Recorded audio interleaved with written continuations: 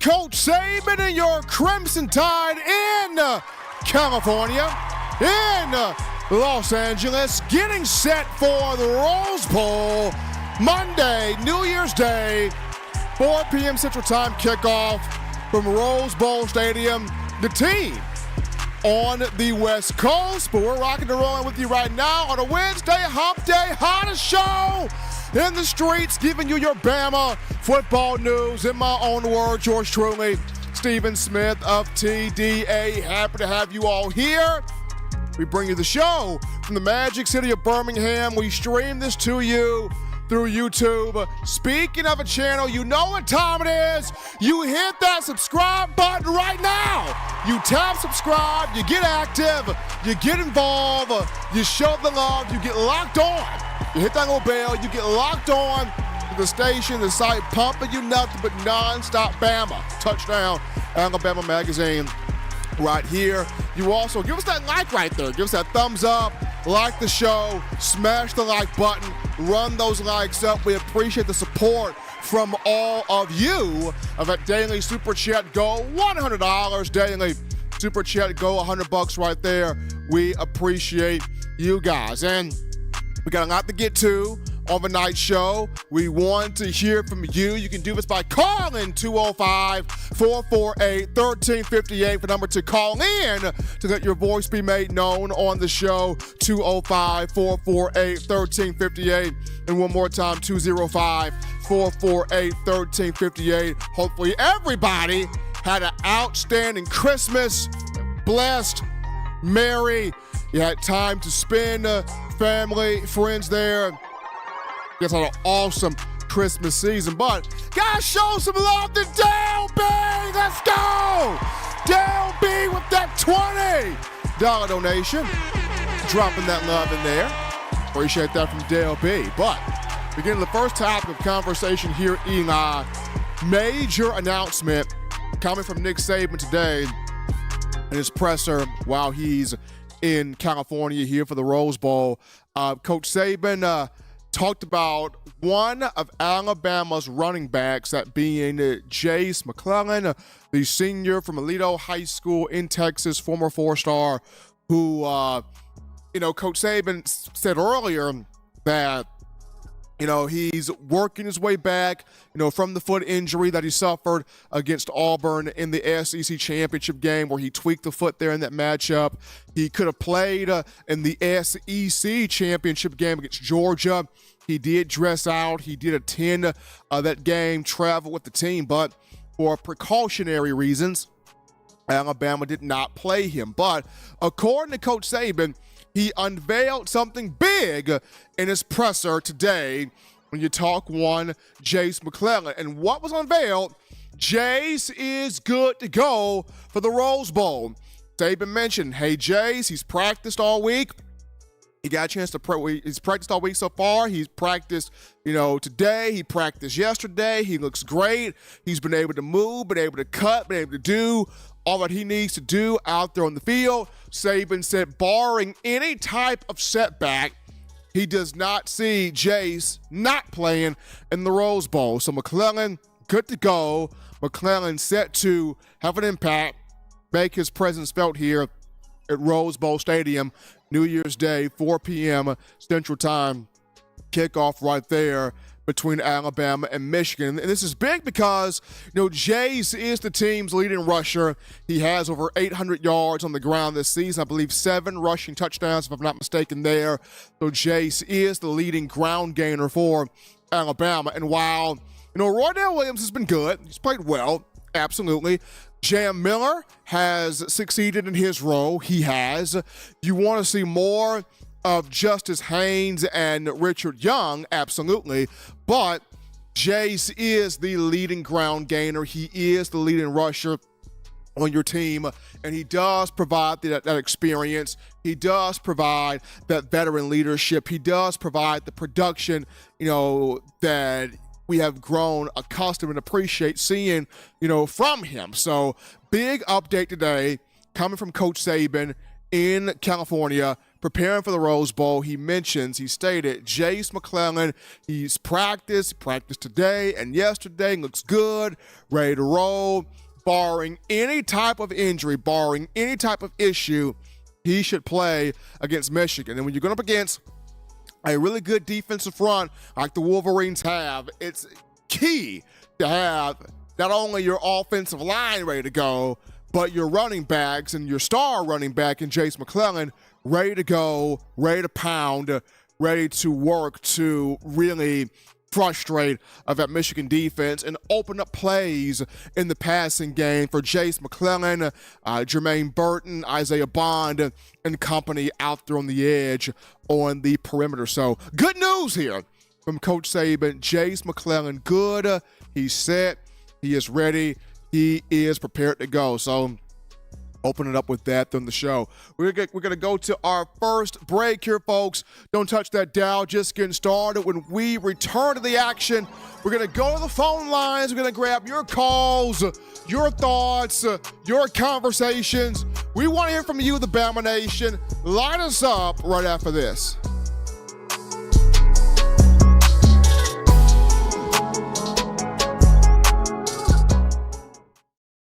Nine players have teamed up and released the Alabama Team Paper, which is a video yearbook they've put out for sale direct to fans. Now, for the first time, small dollar purchases from the fans can support the players as a group as well as a great cause, because $1 of every subscription payment is donated to the Boys and Girls Club of America. Be a 5-star fan base and support your team and a great cause with Team Paper. Check it out at teampaper.com/Alabama.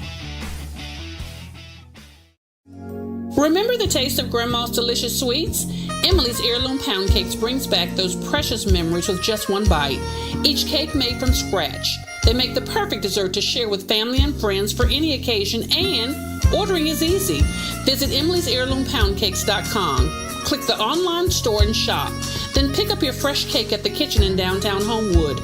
Order yours online at emily'sheirloompoundcakes.com. Emily's Heirloom Pound Cakes, making memories from scratch.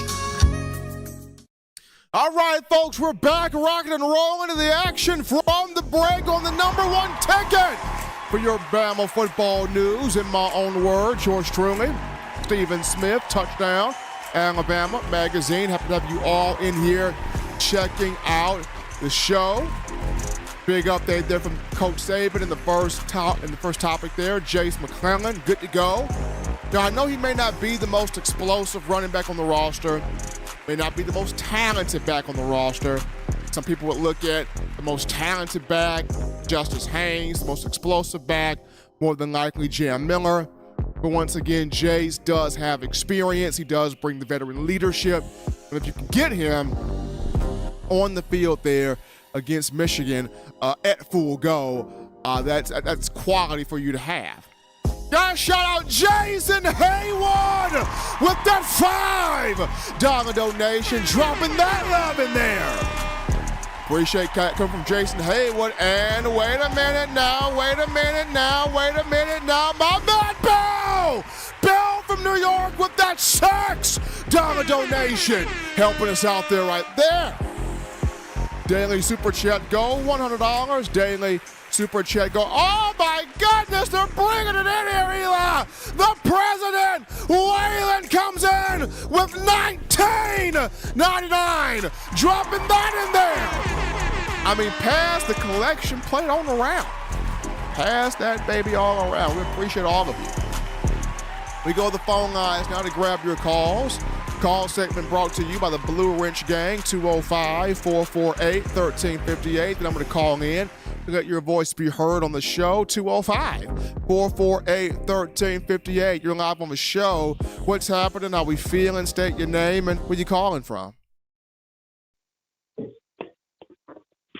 Hey, Steve, this is Rob from Chicago. Can you hear me? Yes, I can hear you just fine. Hey, Steve, as usual, I just want to give you my take on the Michigan game. I think Alabama should easily win this game. I'm picking them to win 31-21. I think they should win by double digits. The only way I see Michigan giving them a problem is if Alabama creates turnovers, because I just don't see them marching on 60, 70, 80-yard drives with their limited offense. I believe their running game is overrated. I looked at the statistics, and I think that one running back they have, he's pretty good, but he's not a breakaway runner. And even in the last game against Iowa, I mean, he had quite a few carries, but I don't even think he had 100 yards. So I just think that if they just load up the box and play man on man with their wide receivers, I think they can hound them. They do have a pretty decent tight end. And I'll get back to that a little later in terms of the keys to winning the game. I think the most important thing for Bama is to get off to a good start. I think if they get a lead, Michigan hasn't shown the ability to come from behind. I don't think that fits their game plan. I think Milroe, as long as he doesn't have any turnovers, will be great. And the one thing I would say he needs to limit versus the Georgia game is, get rid of the ball versus taking those sacks, because those really put us behind the eight ball. But I think with no turnovers and limiting the sacks, Alabama should easily win this game. My two offensive players of the game, I believe, Black has to have a big game. I think he's a mismatch for Michigan. They do have a pretty decent secondary, so I think Black will be key. And also I think Kendrick Law could be a wild card here. Defensively, I think the most important person for this game plan will be Lawson. He had a decent game against Georgia, much better than he's had in the past. But even having said that, he missed a few key tackles, and he's going to have to tackle very well in this game. I also think they're going to go after Malachi Moore. I mean, if I'm looking at, Bama, that's the one area. I mean, you got two All-Americans, so you're not going to attack the corners.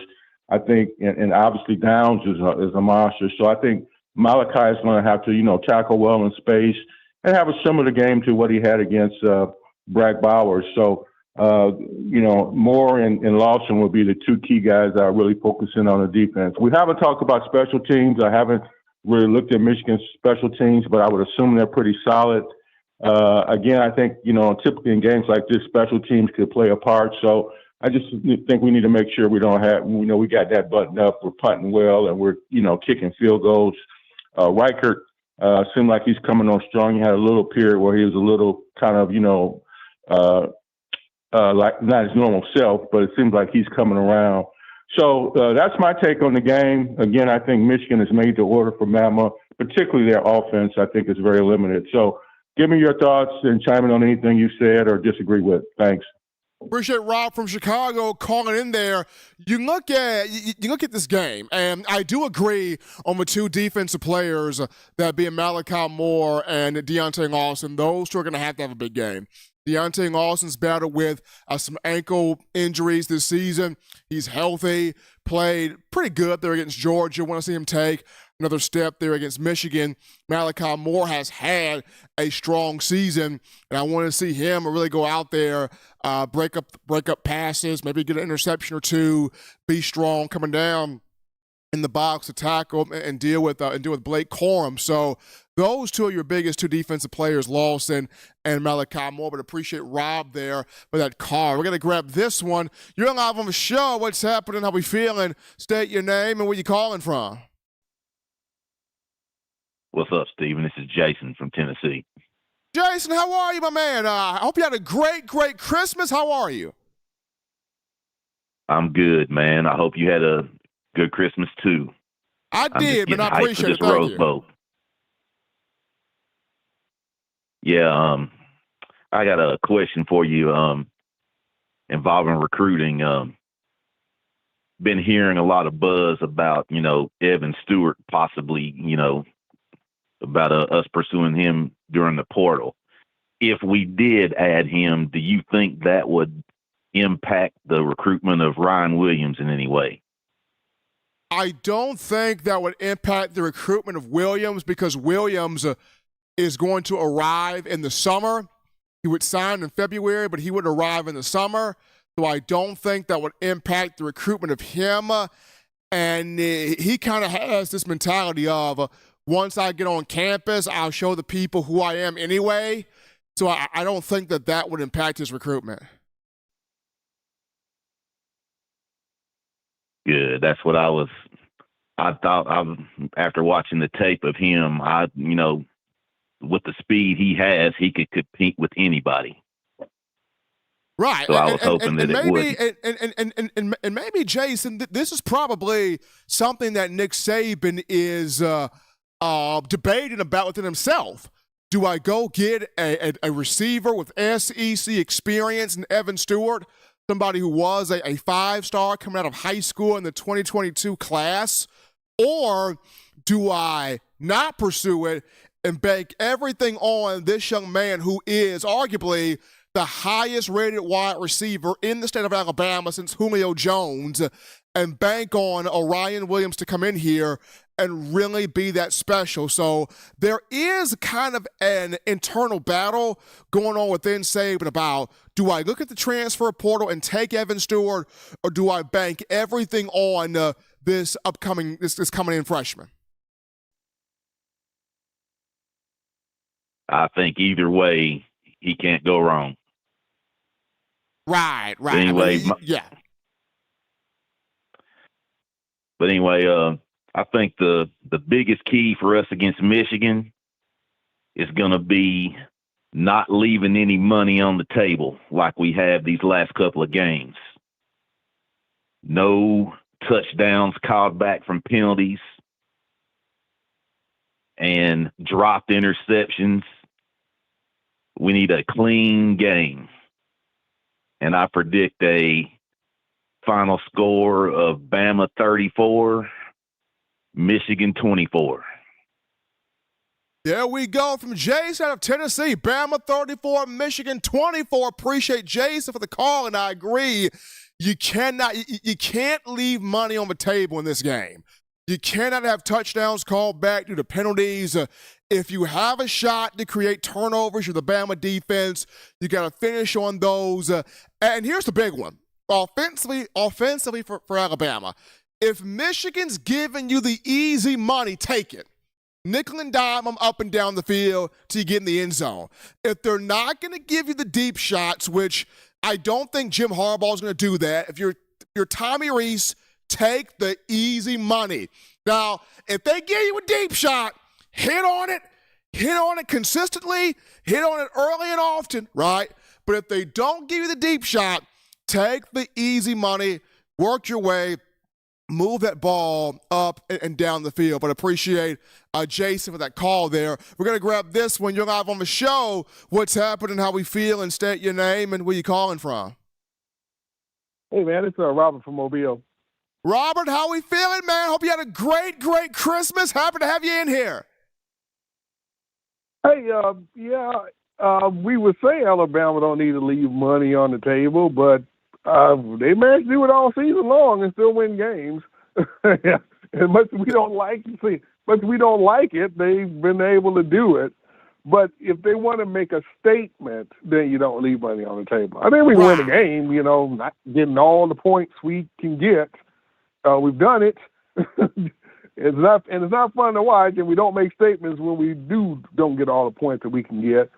But it's time for a statement to be made. I thought by now there wouldn't be any naysayers left for Alabama to be concerned about. But with this, us still being the underdog, quote unquote, in this game, and still listen loudmouth on ESPN and on YouTube and on the internet that seem to think that Alabama's still the underdog in this game, then okay, you still got some naysayers. You do need to get quiet. So let's beat up on them. Michigan have been talking. They've talked Michigan into getting their butts beat thoroughly by Alabama. So let's go ahead and do it. But the way you make that statement, hey, don't leave. Don't stop a field goal when the touchdown's there. And like you said, Milroe, get the easy money. We don't need to always need hero ball. 50 yards down the field. Get that 5-yard out. Hit that tight end across the middle. Hit that running back in the flat. Get that easy stuff. I think like you said, Harbaugh's going to see if Alabama and Milroe has the patience to just go down the field methodically. 5 yards here, 15 yards there, and hope for a mistake. I think they'll try to take away the deep ball. Of course, they may not be able to because they've been used to all these slow Big Ten offenses that they've been having to deal with all season long. They may not have any answer for Alabama's speed on that we have on offense. Well, so we do need to try it, see what kind of speed that does Michigan can hang with Alabama's receivers. I'm not so sure they can either. Like your previous caller said about Niblack. Yeah, there's a mismatch. Throw the ball to him across the middle, but throw some slant passes. So let's see how that goes. So yeah, we can test them early on, but don't, like you said, don't pass up too much of the easy money, because if they're giving it to you, hey, let's take it. Okay, fine. That's how you want to play the game. We'll move the ball 5 yards here, 10 yards there, and try our shots later. So, but I don't see the Michigan having the offense to threaten Alabama. And maybe that quarterback can surprise us, and he'll all of a sudden start throwing for 300 yards. And so far this season, the last 4 games he played, he hadn't thrown for 200 yards. One game was just 60 yards against Penn State. So yeah, we'll see how that goes for you, buddy. You ain't gonna not throw the ball in the second half against Alabama. You better, if you want to win this game, that quarterback better have a 300-yard game in him, either passing the ball or a combination of running and passing. But that quarterback's got to get 300 yards if Penn State's going to win this game. I mean, if Michigan's going to win this game. And I'm just not seeing it. So for Vegas to have Alabama the supposed underdog, I mean, okay, let's keep riding that length then. Let's keep passing out those T-shirts. So I guess there's some naysayers left. If Alabama's the underdog. So, okay, guys, let's feed off of that. All right, man. Appreciate Robert from Mobile calling in here on a Wednesday to the show. Alabama still trying to let the remainder of naysayers know that are out there, whether it's the Vegas betting odds, whether it's different national media talking heads, whatever they're drawing this motivation, inspiration from. But we grabbed this call. You're live on the show. What's happening? How we feeling? State your name and where you calling from. Hi, Stephen. Bill from New York. I'm still feeling good. How are you doing? I'm doing great, Bill. I'm doing great. Enjoy my Christmas. Now my focus is now solely on this Rose Bowl. How about you, man? We're good. We're good. And, I have a little idea for a game plan. I'm not talking about that Saban needs me or anything, but here's the way I think the game's going to go. I go back with Harbaugh when he was a quarterback. Yeah, I'm not old. I saw him play live. He took hits that would bring down buildings. Harbaugh is a very tough guy, physically tough guy. I'm telling you. And what I think he's going to want to do is that Big Ten thing. If I were him, I would just stack up against the run and make Milroe throw. Now I think he could do it too, Milroe. I think that if they're all stacking up against the run, first of all, I think he'll be able to run himself. But more than that, like other callers were saying, utilize those tight ends and also go deep. I'm not afraid to go deep against these guys. If they're stacking up against the run, Milroe's going to have time to throw. And I watched a little bit of tape on the game, the last time we played Michigan in the bowl game with Mac Jones, and he was hitting these receivers right and left. I think that's what Harbaugh does. I think he likes to jam up the run. And, if Milroe can hit a few receivers and get some touchdowns, Steven, we're going to step on those fools. We're going to hurt them so bad when that quarterback with his 164 yards or whatever he goes back to pass, he's going to get trampled, and I'm going to be loving it. Tell me if you think I'm off base. Bill, I look at this game, and much like you said here, Michigan's going to want to be physical against Alabama in the run. Jalen Milroe, he utilizes the arm talent, get the ball up and down the field, get the tight ends involved, receivers, and uses his legs. Michigan has not faced a dual-threat quarterback like Milroe. They got a small taste of it against Maryland with Taulia Tagovailoa, but Taulia, as good as he is, not on the same caliber as Milroe. So this is a whole different can of worms Michigan's about to face. Oh, yeah, and the thing is with our tight ends, what's his name, Dupree and Niblack, they can both block too. So if this guy wants to stack up the lines, that's okay. And the beauty of college football to me, like one of the things I like about it the most, is watching these kids improve over the years. Like Bond last year, I don't know how impressed I was with this guy. And this guy's turning out to be great. He's turning out to be great. And it's the same thing. All our receivers have gotten better this year. They really have. And I just think we're going to romp. We're going to walk all over them, Steve, and I'm ready. I'm going to be here screaming. You're going to hear me down there. But I'm going to let you go now. All right? And thank you so much, as always, for taking my call. Appreciate Bill from New York calling in right there, giving us the energy on a Wednesday. I think I'm definitely going to hear him as he's yelling and screaming up there from New York there for the Rose Bowl. But we're going to grab this call. You're live on the show. What's happening, how we feel, and state your name and where you calling from. Steve, what's up with you, man? This is Jay from Florence. All right, Jay, how you feeling, man? What's up?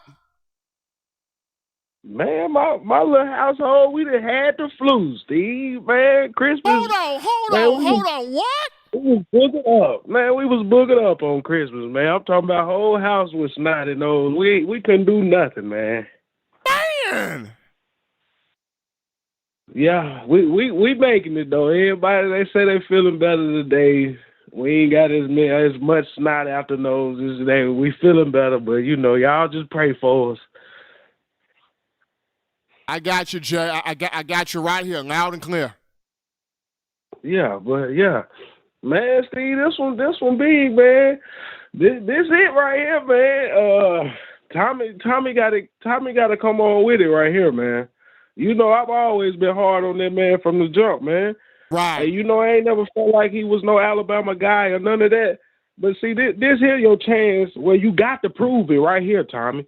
Well, we can't go into this game with that same game plan you had against Georgia, man. I understand Georgia, but see, they first drive, they came out and they looked wonderful.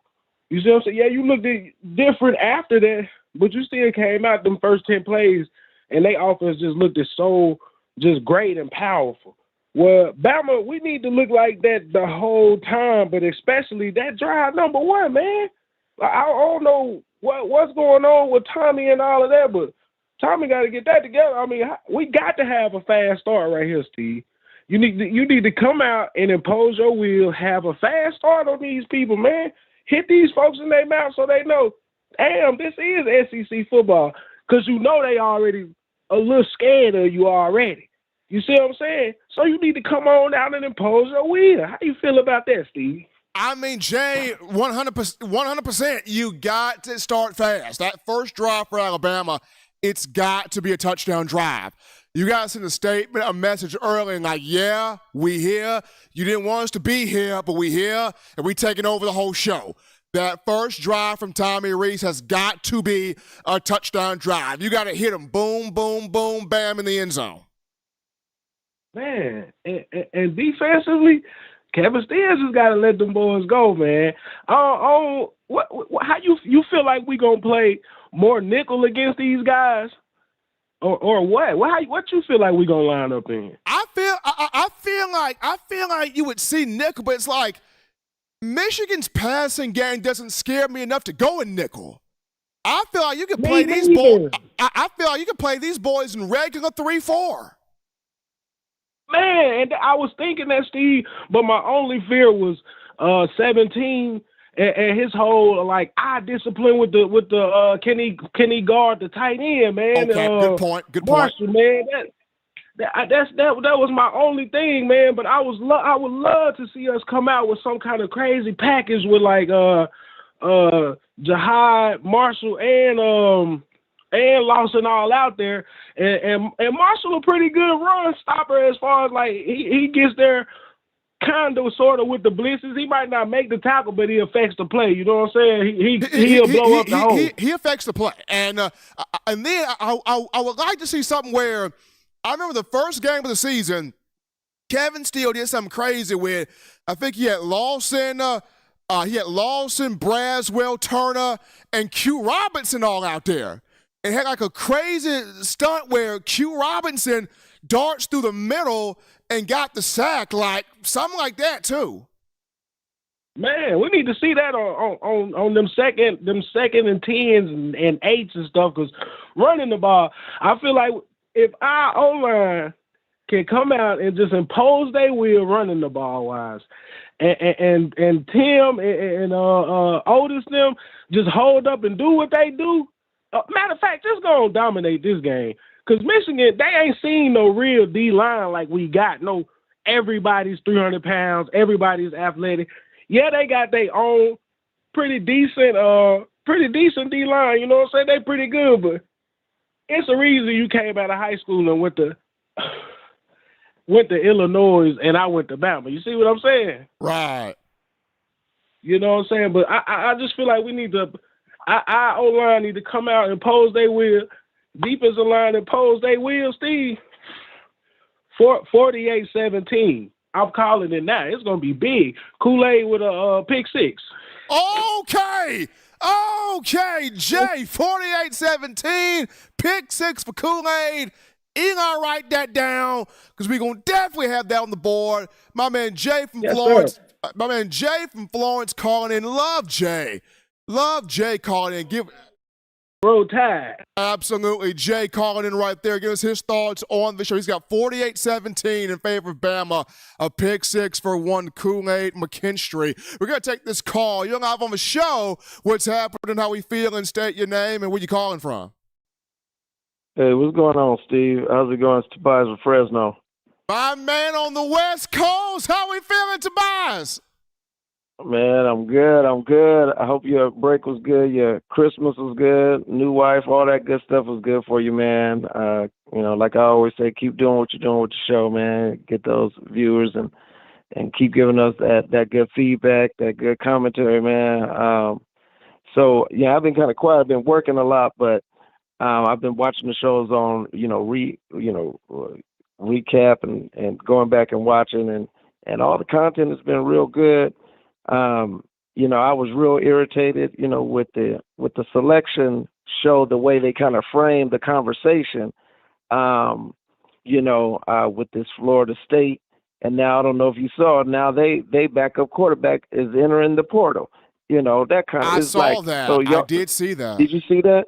I did see so, that. So y'all want, they wanted to be in, but then your backup is already going into the portal. This is it's stupid stuff, man, with that debate. There was never no debate. And guess what? Last year, even with 2 losses, I know people was on there calling people like me and others crazy, but last year we were still one of the best 4 because Georgia does not do that to Alabama.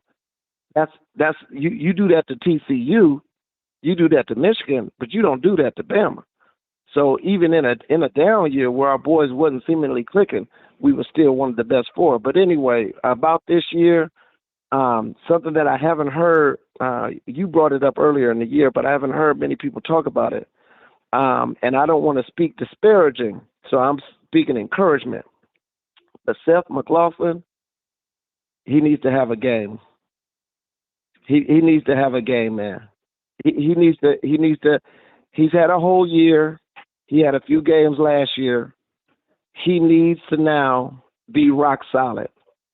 He has to be the center that falls into the line of other great Alabama centers. And he needs to be the coach or the quarterback of that offensive line. And he also needs to hold his weight because number 55 on Michigan, he is a dancing bear. He fast, he big, he nasty. And we have had some, we know we went through growing pains with Proctor, and he's come along. But I would say McLaughlin and Proctor, those two have to be on point on this game, because we can question some of the running back schemes and what Tommy Reese has tried to do. I know in the Auburn game I wasn't very happy, but once again I'm speaking encouragement. People talk about that last play, but they forget that we was on our way to score, though. We was on our way to score. People forget. I went back and looked at the Texas game. People forget we was up in that game. You see what I'm saying? So we had young players out there, and I would say this: and this is just a wish. All of us are fans. We just saying whatever comes on our heart and all of that. But if our boys can keep the same mentality that they had from the Texas game, and over this last 15 days, focused on improving, not just cleaning up stuff, but improving. Because Jalen Milroe, if he got better over the last 15 days, which it sounds like that's where his mind has been at. It sounds like this kid is always just trying to get better, getting his feet right, because I'm amazed at somebody who can throw a ball with the accuracy that he can, and half the time his feet don't even be right. So this boy has incredible upside. And if he got better and can get that ball out of his hands and go through his progressions a little more quick, a little more fast. You got to go through that a little more faster. And I'm happy with our running backs or our serviceable. They doing good. They doing their thing. But and on the defensive side, I'm excited to see what Steele and Tavares come up with, man, because our boys have been balling. If you look at that Auburn game and this Georgia game, man, our defense was balling. There were a few little miscues. I agree with the last caller. Deontay Lawson has to be on point because sometimes Marshall is a little bit out of place, and he's a veteran guy that was in a good system. So I don't know what's up with that. It seems like Campbell, when he's in, he brings the heat. He's like a heat-seeking missile. He's always trying to seek and destroy. But if Lawson, of course, Moore, we know Downs, if they did their studies right and they're coming downhill, I think this is going to be a different kind of day for Michigan. That's all I can see. I went back and looked at the other Michigan games. They are kind of boa constrictor-ish, It don't look like they're doing much, but over the course of a game, they just wear you down, and then boom, you make a mistake in the third quarter. Now they up by 10. Now they up by 17. They little running backs is real good.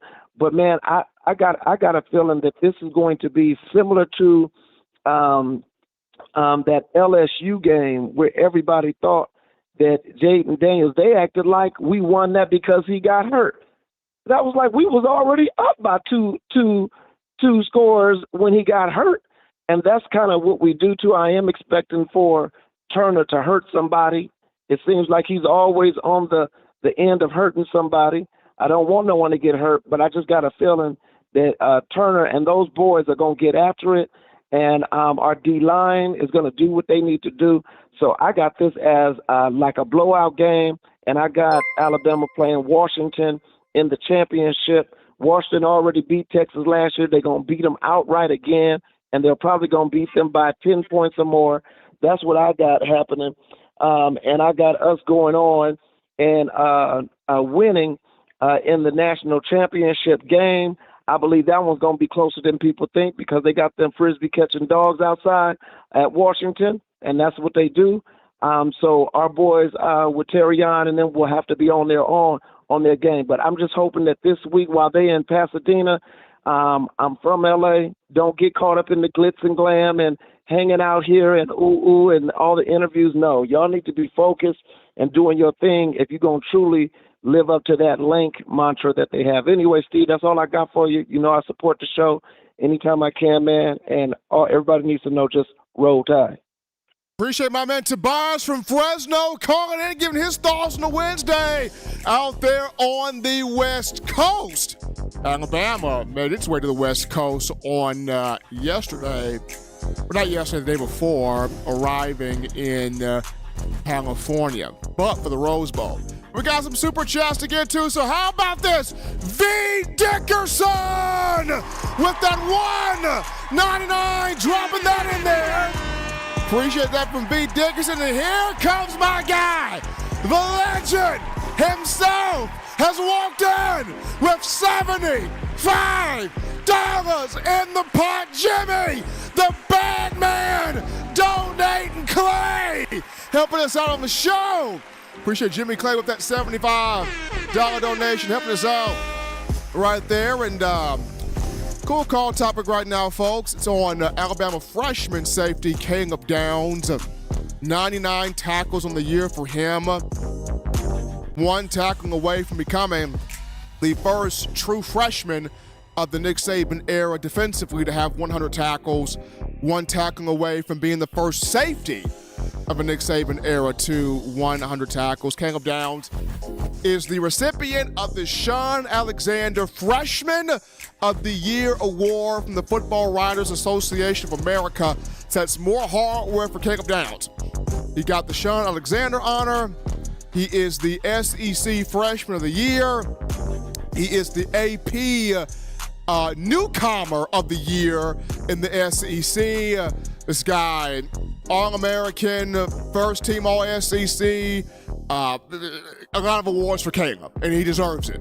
What a season this young man has had in that It's very rare, Eli, when you see a freshman player defensively, because of how complex the Alabama defense is under Nick Saban.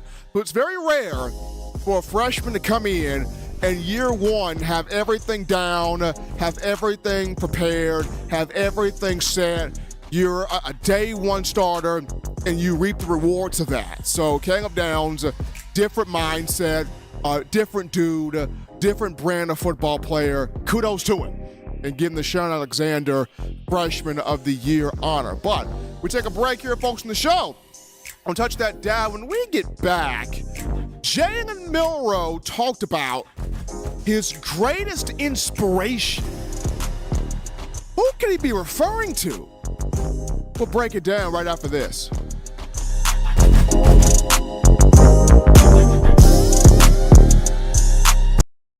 We're out here at Alumni Hall in Tuscaloosa.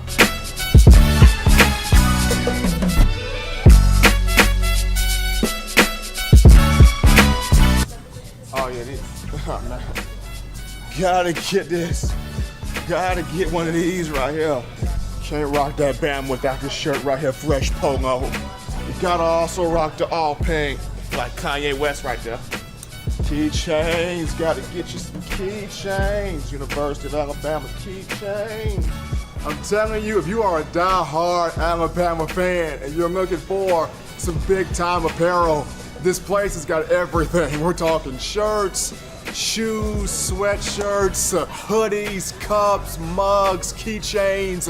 If you're just a Tide fan that has an itch to get more apparel, get more swag in your game, you come right here at Alumni Hall in Tuscaloosa, right here in Midtown Village. And also you can shop online. The link is in the description to get your gear right here at Alumni Hall. We also have new, fresh, exclusive TDA gear you can get right now at Alumni Hall. That's in store or online. Hit that link in the description and search Touchdown Alabama to view all of the available gear. Hurry and get yours before they're sold out.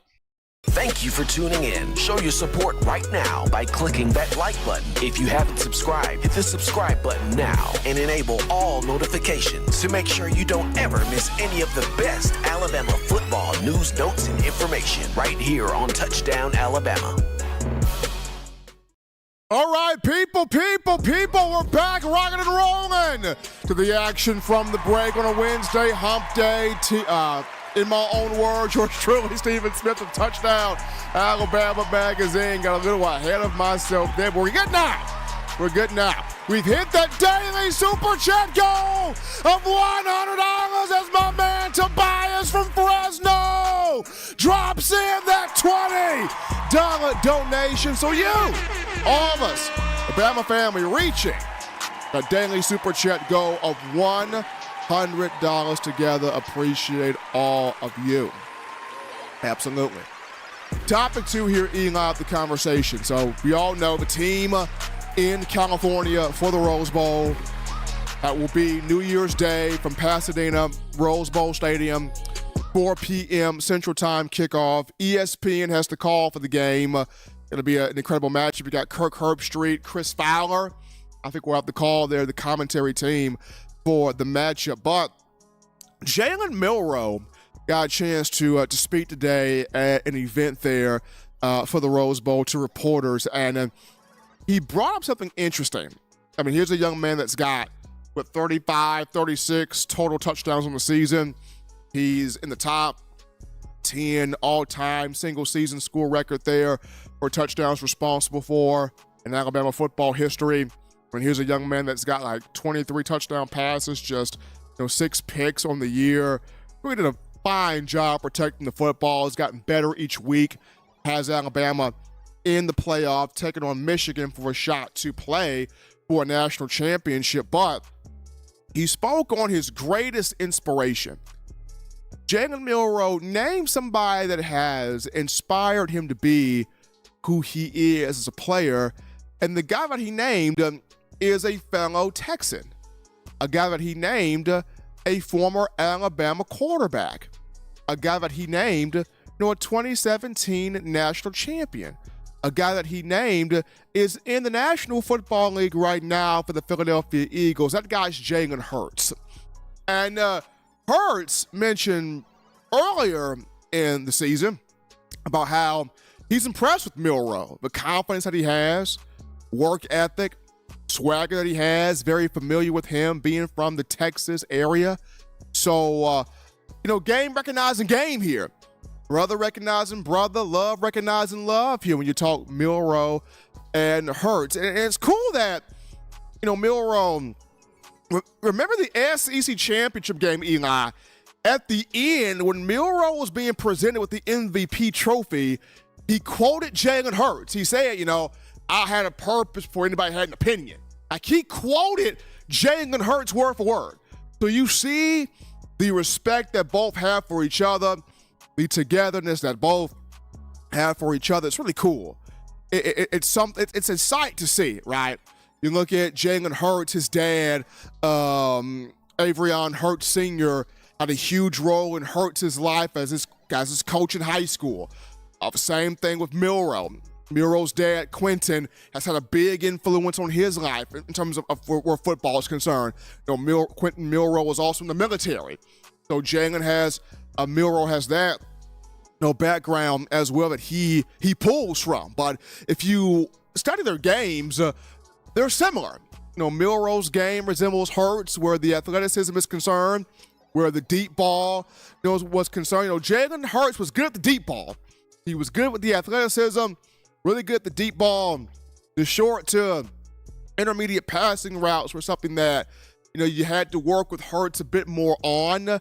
It's the same thing with Milroe. The short to intermediate routes, which Milroe has gotten better with, is still something that, continues for him to improve and getting that easy money.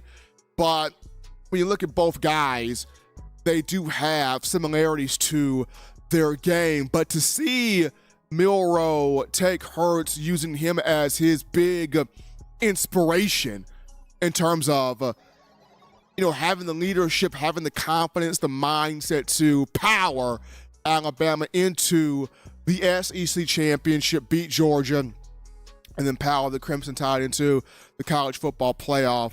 Pretty cool to see him look at Hurts as his biggest motivation there. Now, in terms of him and Tommy Rees, these two have a game plan cooked up. These two have ideas cooked up here for this matchup against Michigan. I mentioned earlier in the show, it's got to be a fast start here for Alabama, for Alabama's offense. They got to hit Michigan with some haymakers early. Boom, boom, bam, get in the end zone. Have that first drive start with a touchdown. Whether you can get the deep shots, whether you have to take the easy money, making that statement has to start offensively, and that's Tommy Rees scripting out, the right stuff, Milroe and this offense executing it, and even if you have to go off script, being able to make the off script things work. So that's going to be the big thing for Alabama's offense, is even when it may call for you to go off script on some plays, having those things be able to work and work successfully is going to be huge here for Alabama's offense with Jalen Milroe and Tommy Rees. But I mean, it's awesome seeing the Bama sci-fi come out. I mean, I go back to, there was a few months ago, Eli, there were former Alabama players that came back to teach these current guys the credo, or the B Psi Phi, the work it, B Psi Phi, that whole credo. Several former players came back to teach the young guys what that means, what that stands for, what that embodies. And these young guys took to it, learned it, one mindset, one sound, one accord. You're going to see that. So being taught the B Psi Phi credo, and then, Milroe having Hurts as his biggest inspiration. I'm looking forward here to the Rose Bowl. But take a break right here, folks. Don't touch that down. When we get back, we return to the phone lines. We grab your calls, your thoughts, your conversations. Want to hear from you right after this.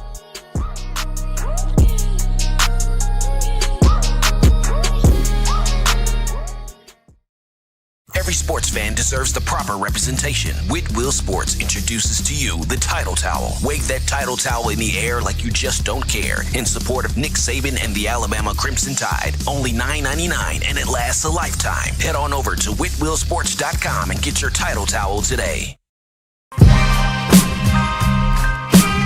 This is Chris Rogers, 2009 national champion.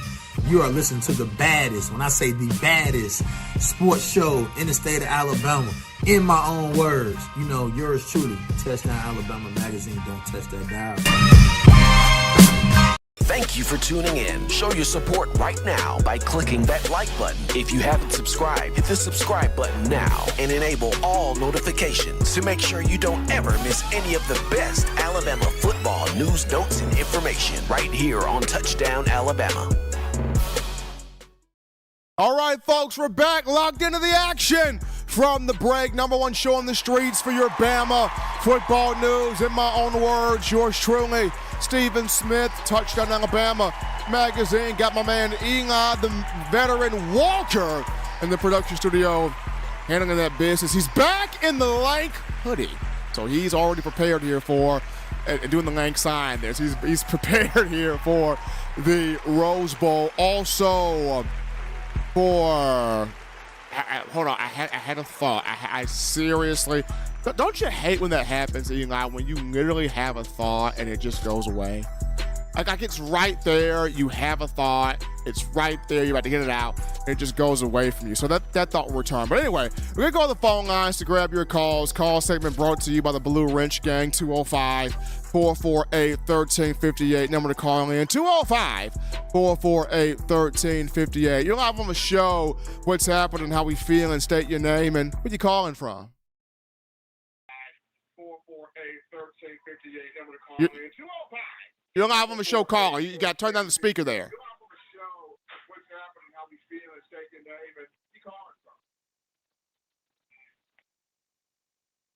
You're live on the show, caller.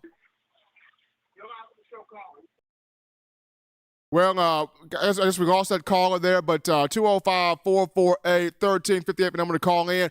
We'll take this call. You're live on the show. What's happening? How we feeling? State your name and where you calling from.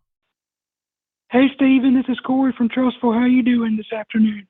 Doing great, Corey. Doing great, man. Had a good Christmas. Now my focus is now shifted completely to this Rose Bowl between Alabama and Michigan. But how are you? I'm doing great. And looking forward to the Rose Bowl. I heard that Jace McClellan's doing great, and I think that's going to be a big factor because he'll take some of the burden off of Roydell Williams and Jalen Milroe, and I think if he's able to be a full go, I think that'll be huge, not just from a running game standpoint, from a passing game standpoint. And just wanted to get a couple of things from you. One, have you heard that everything's looking good from a practice and from a mental standpoint, is from being locked in and everything? Every for the players, everybody in terms of the players have been locked in. Coach Saban has been very pleased with how this group has practiced, how this group has returned from the Christmas break, how well they performed, even before the Christmas break. And he mentioned how the strength staff, David Ballou, and the guys under him have worked hard in making sure the guys peak physical conditioning heading into the Rose Bowl. So right now, everybody's firm, solid, locked in. Something that I don't know if you may remember this, but last year when Georgia played Ohio State, not a lot of people thought that C.J. Stroud was a runner, and then they unleashed that part against Georgia in the Peach Bowl. Well, same thing here with J.J. McCarthy. He's not really known as a runner, and I'm not going to be surprised if they unleash J.J. McCarthy as more of a runner, because when Georgia saw that against C.J. Stroud, they weren't prepared for that because he didn't do it a lot. I think they're going to do the same thing here, unleash J.J. McCarthy as a runner more. And Alabama's got to be prepared for that because even though they're more of a running team, yes, they're going to rely on Blake Corum and their tight ends, but they're going to move J.J. McCarthy around and use him kind of like what Jalen Milroe does as a mobile quarterback, and that's something that Alabama's got to be prepared for, because even though he's not really a mobile guy like Jalen Milroe or Jaden Daniels, he can move, and that's something that I think Alabama's got to be very prepared for, is the legs of J.J. McCarthy. I think that's one of the wrinkles, Corey, that Jim Harbaugh wants to throw in. How much can we run McCarthy? How successful can he be, running? And that's going to be on, your defensive linemen, handling their gap assignment, eye discipline there. But that's also going to be, on your linebackers, having that contain, that closing speed to close on him and finish plays on him. Don't allow him to, put a move or have a move or extend outside the pocket. So if Michigan's going to try to create with him, it's going to be imperative for the defensive linemen and the linebackers. Don't over-pursue. See it, get to him, squeeze the airspace, contain that there, but don't over-pursue him. And I also think this is key, too. Just like when you face a triple option team, the triple option team wants to play with the lead and suffocate you from a time perspective. Michigan wants to do the same thing as far as get a lead, play with it, and squeeze the clock and make you have to get out of your comfort zone.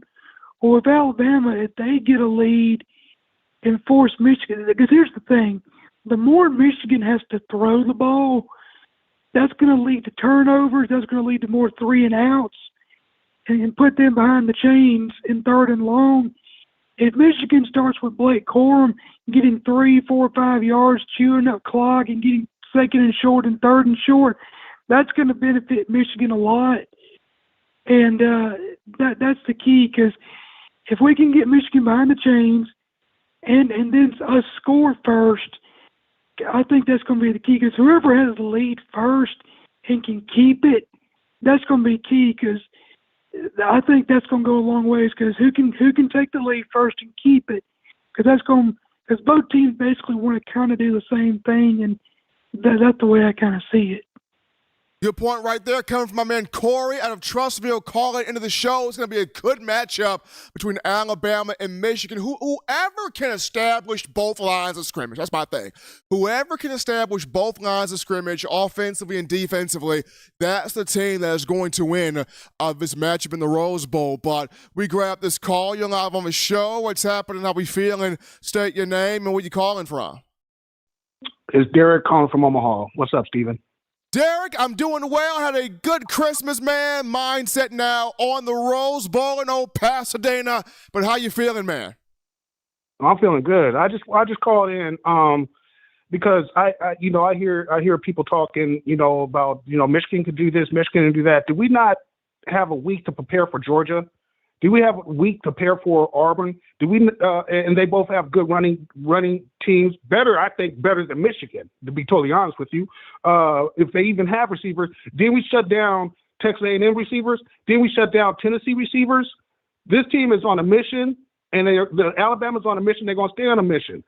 I'm just ready for the game to begin because everybody's throwing in their little nuance about the running game. That's all Michigan have. That's all they have, and that's all they'll ever have. And everybody knows they're scared to come up against Alabama. Everybody knows they're scared to come up against Alabama. We're going to shut them down. We're going to clown them. It's just, come on, man. Let's just keep it real, man. Michigan, they don't have anything coming but a behind whooping, and I'm just keeping it real like that. But I want to ask you this other question just to change it up a little bit. That Texas A&M receiver, I think his last name is Evans. Have you heard anything on him? On Evan Stewart, I have not. There are rumblings out there about, could he end up coming to Alabama? I know Nick Saban has said he's all about adding pieces to a roster that complement that roster. I know Saban mentioned verbatim that he would like to go out there and get somebody on the offensive line. He has stated that. But when you have a guy like an Evan Stewart who's got experience in the SEC, former 5-star in that 2022 class, and you think about it, you lose Jermaine Burton after this year. You've already lost Ja'Cory Brooks to Louisville out of the portal. You've lost Thaiu Jones-Bell to the portal. Could other guys be lost? We'd have to see after the playoff. But if you got an Evan Stewart right there with all that experience at wide receiver, I say take him. We have to see what Coach Saban does. But I would look at, you took Jamison Williams. You saw how great that worked out for you. You took Jermaine Burton. You're seeing how good that's working out for you there. I know Malik Benson, the jury is still out. Hopefully he comes back to really show what he can do. But an Evan Stewart with this much experience in the portal, I would definitely consider it. Got you. Now, just throw another wrinkle in there. I know this you talk football and everything like that, but do you cover basketball? And if you do, what's going on with Crimson Tide, man? What's going on with our basketball team, man? Okay, so where that is concerned, this is why Charles Bediako should have not turned pro. He should have stayed. Because if Chucky Bediako stays at 7'1", 7'2", that would have given Nate Oates an elite rim protector. That's Alabama's problem right now. They don't have the rim protect. Now, Grant Nelson's good. Estrada's good. Mark Sears can shoot the daylights from 3. Rylan Griffin, I love him. But they don't have a guy protecting the paint. They don't have that guy. And I know Oates is recruited well, so he's probably out there recruiting that guy for the future. But to me, when Bediako turned pro, too early in my opinion, and then when you lost Javon Quinterly to the portal, and he chose to go to Memphis, that hurt because Quinterly had a spot right here where he could just be special because that guy can handle the ball. He can attack, he can slice, get into the paint, he can get you with the mid-range, he can shoot the 3. He had grown as a defender. I had really fallen in love with Quinterly's game. So when you lose him to Memphis and Bediako went to the draft, that hurt. Well, I was at the Creighton and Alabama game with my daughter here in Nebraska and stuff like that. But I'm going to tell you right now, you can see it on television. You think, oh, whatever. But when you see it in person, those fouls were ridiculous against Alabama. Just like with the Purdue game. That 7'8" guy, 7'2", whatever it is, you couldn't breathe on him without them calling a foul. But yet he's able to throw elbows. Now, what I saw in Creighton, and even Creighton fans were coming up to me and saying, yeah, they should have let him play. And we just Alabama got to play through that and play smarter because you're not going to beat a 6-man team, especially when the next player is a ref. You're not going to do it. You got to learn how to play through all that, and I'm just telling Alabama fans that, watch it on TV or whatever, because there wasn't too many of us at that Creighton game. No, it wasn't. But we should have won that game, but the refs let Creighton win. I was there. I saw it with my own eyes. And that's all I got with that. I want to say happy holidays to you, Stephen. Keep doing what you're doing, man. I love it. And roll Tide. Appreciate Derek from Omaha calling in there. Now, the Creighton game for Bama basketball, and I know we're primarily football here, but the Creighton game for Bama basketball, Eli, I know you watched that game. That came down to the wire. And even despite poor officiating, Bama could have had the game tied going into overtime. Somebody took a three-point shot, took a three. It is halfway in the cup, and it bounced out. That stings. So, you're Nate Oates. You're coming up on conference games soon. January, February conference games. You got to be able to weather this thing out in the conference games. Find a way to get hot, get on a run, and make the tournament. Find a way to get hot. But to me, my thing is, when Charles Bediako pursued the draft, that would hurt. If Chucky would have came back, Bama would be in a much different situation. And Eli, you and I talked about this. If Chucky would have came back, Bama would probably be 8-2 right now. 7-3. Probably even 9-1 if Chucky would have came back. But right now they sit at what, 6-6?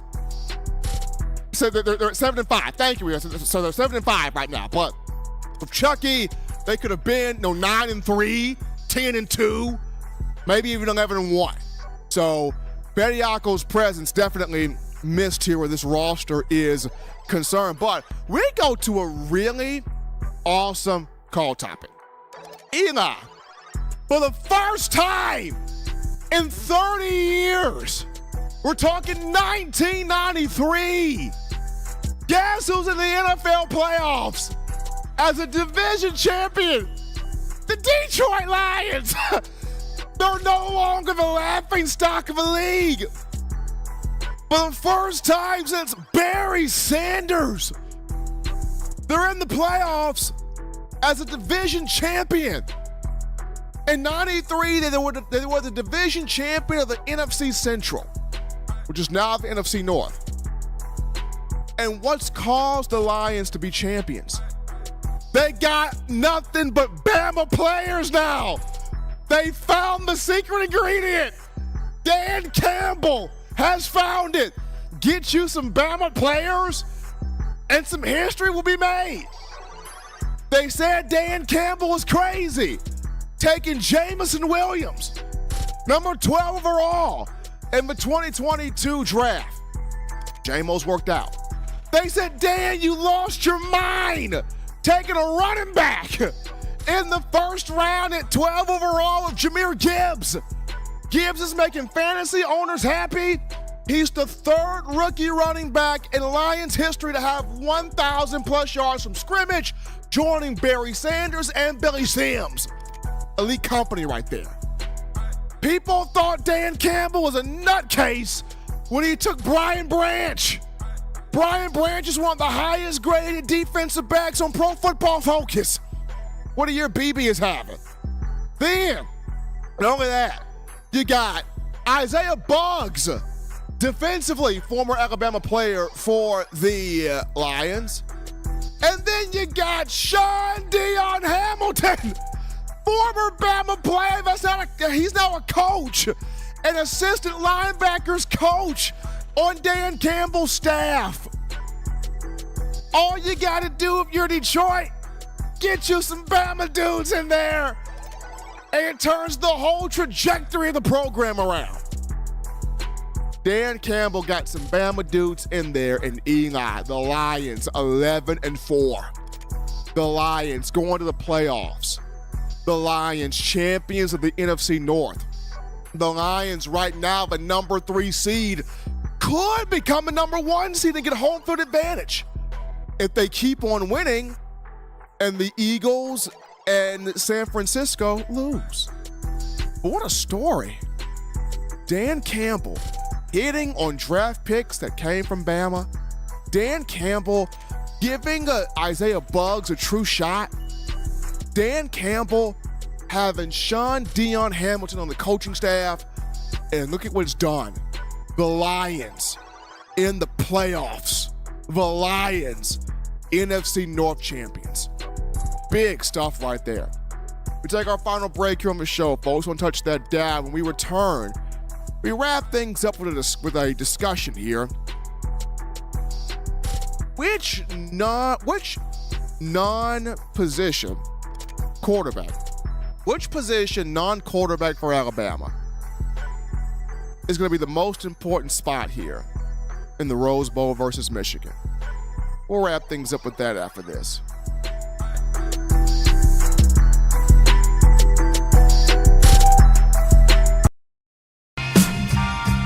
I'm Malachi Moore, and you're watching In My Own Words with Stephen M. Smith on Touchdown Alabama YouTube channel. Thank you for tuning in. Show your support right now by clicking that like button. If you haven't subscribed, hit the subscribe button now and enable all notifications to make sure you don't ever miss any of the best Alabama football news, notes, and information right here on Touchdown Alabama. What's going on? This is Benny Bice. I'm the founder and owner of Touchdown Alabama. And you guys are supporting one of the only independent outlets covering Alabama football today. No other sports, no networks, just Alabama football. Roll Tide Roll. We appreciate all of you as we're back in from the break here to the action. In my own words, yours truly, Stephen Smith of TDA. Jimmy Clay, jump back in here with a $28 donation. That man can't be stopped. And I appreciate all of you for all the love, the donations, the super chats, giving us your energy all day, all evening on the show. Appreciate my man Eli Walker in the production studio, holding things in pocket. And continue to hit the like button. Smash the like button. Tap those thumbs up. Get those likes going right there. We appreciate that. We value that. Hit that subscribe button as well so you can stay locked on, locked in. Number one ticket here for Bama football, in my own words, yours truly, Stephen M. Smith. But final discussion right here on the show, and that's, non-quarterback position. That's going to be the biggest impact here for Alabama in the Rose Bowl. Which position, non-quarterback, going to be the biggest impact here for Alabama against Michigan? And, Eli, for me, kind of gone sort of back and forth with different positional groups. I thought about the offensive line. That's going to be a huge spot there. Seth McLaughlin's got to have a game, as one of our callers mentioned earlier in the show. Got to be able to go back to his performance in the 2021 SEC Championship versus Georgia, where he handled Jordan Davis. Go back and pull from that game if you're Seth McLaughlin. The rest of the guys up front, Caden Proctor, Jayden Daniels, Tyler Booker, J.C. Latham, got to do their thing out there on the offensive line, so I thought about that.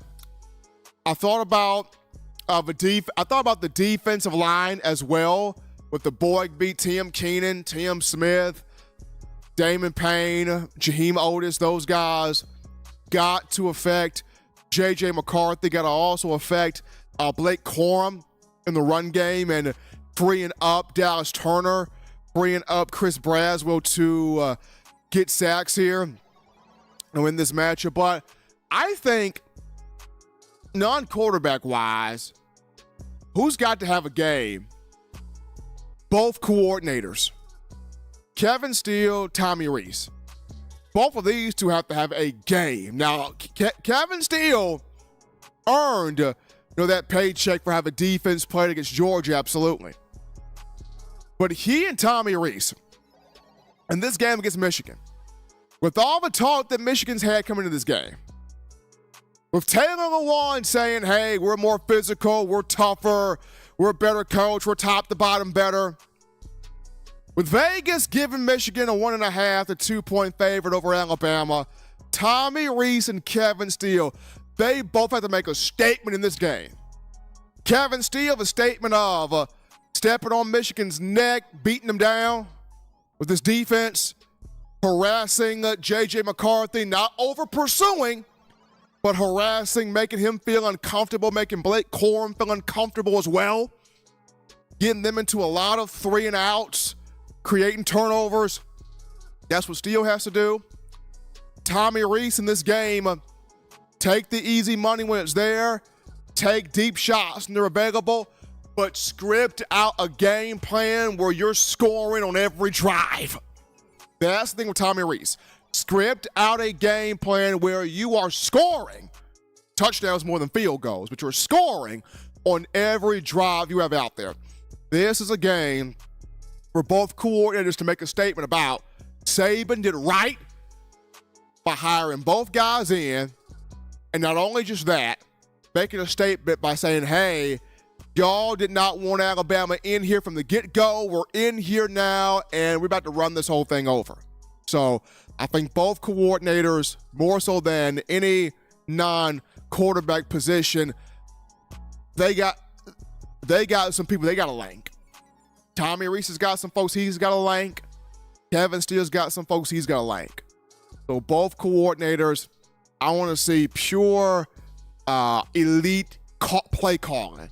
Pure elite play calling, scheming, strategizing, all of that from Tommy Rees and Kevin Steele. But as always, Bama Nation, you want the best news, notes, material, coverage here on your favorite program, that being the Crimson Tide. You can get this by accessing the Touchdown Alabama magazine app. You download the app from the iPhone App Store if you're rocking Team Apple, Google Play Store if you got the Android phone for your audio needs. Check us out, iTunes or Apple Podcasts, Spotify, Stitcher, Spreaker, TuneIn Radio, Overcast.fm, or iHeartRadio. We got you covered right there.